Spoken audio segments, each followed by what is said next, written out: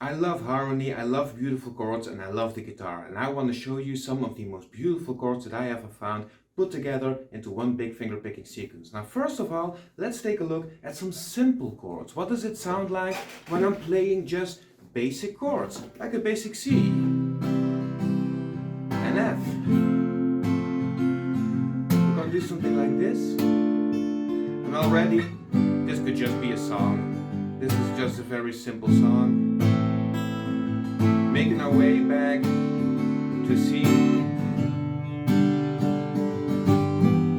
with G7 leading to C. Now this can be made much more beautiful, and if you are writing a song, just having the foundation be interesting as of itself, even without the melody, and then putting an interesting melody on top of it with good lyrics, that's a great song, that's a great arrangement. So let's take a look at how we can go about this. Now, first chord I want to show you guys is this beautiful C major 7 with an added 13. What makes this so beautiful is you got the 5th and the 6th, or the 13, rubbing up against each other. But not just that, you got the 6th and the 7th rubbing up against each other as well. So you have two consecutive major seconds, making this chord dissonant, but in a very easy listening way. You know, it's easy to process for the ears. Okay, so that's the first chord we're taking a look at. Now F, in the case of F, I love playing F over A. So not just F, but F over A, using A as a bass note. But then you can play F major 7 over A. And we already have A, so why not ditch that and take a 9 or add a 9th to it. So now we have F major 9th over A. It's so warm, so lush, and interesting with this different bass notes. So that already makes it a bit more interesting. Now G, one beautiful thing you can do with G is play F over G. This is a very typical chord for like soul type music, soul R&B funk. They love using these kinds of chords, but we're going to do something interesting with them as well, but just a bit later on. Now we also have this D minor. D minor could be played like this. However, I want the 7th added. Okay? And now not just the 7th, I also want to add the 9th. Now that's pretty good. But we can do more. We don't need the 5th. So if I free myself up to remove the 5th and lower it to the minor 3rd, then I don't need the minor 3rd up here. And I can play the open B string as well, letting that rub up against the minor 7th. So now we have D minor 9 with an added 13. It's so mysterious.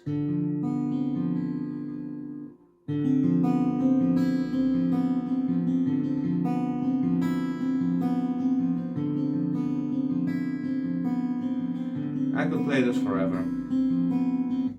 Now, my first guitar teacher once showed me this insane chord.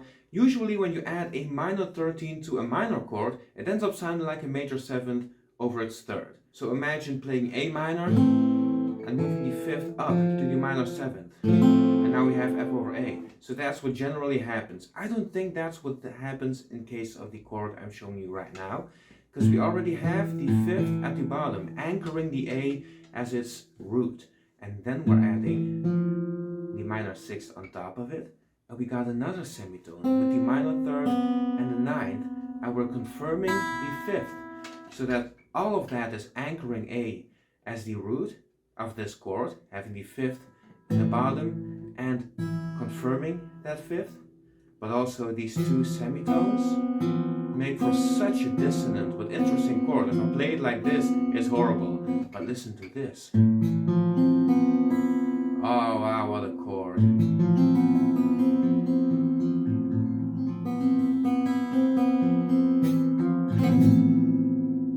I love this. Okay, we're gonna expand this even more, because I didn't just play D minor, I also played D7 at some point. Now, to make D7 a bit more interesting, Let's see if we can first of all use all the strings.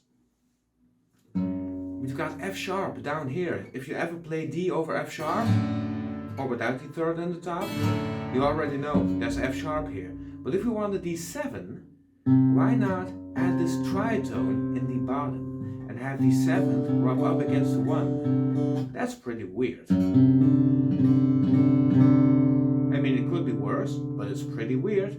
Then we just add our D shape, because now we have sort of a power chord, the 1, the 5th and the 1, and just add the 9 on top. And this power chord again anchors D as the root.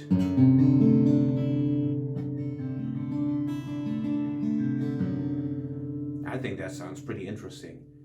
And I told you guys I was going to do something weird with this chord. Well, here it comes. What we're going to do is move this down. Now here, in relation to G, that's a flat 9. The sus4 movement is resolved and one of the minor 7ths is lowered to a major 13. So now G9 sus4 gets transmorphed into G7 with a flat 9 and a 13, a major 13. So we got this.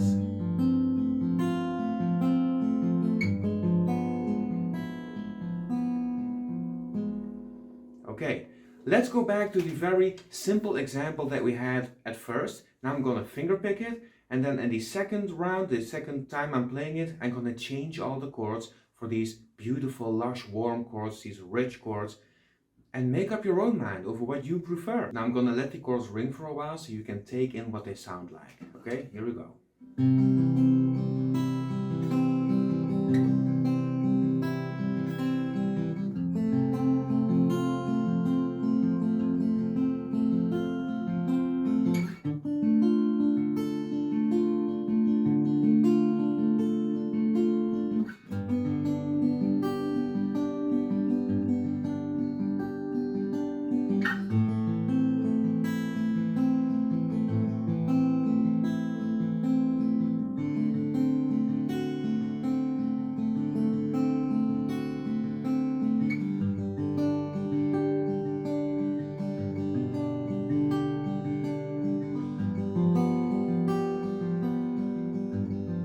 Go.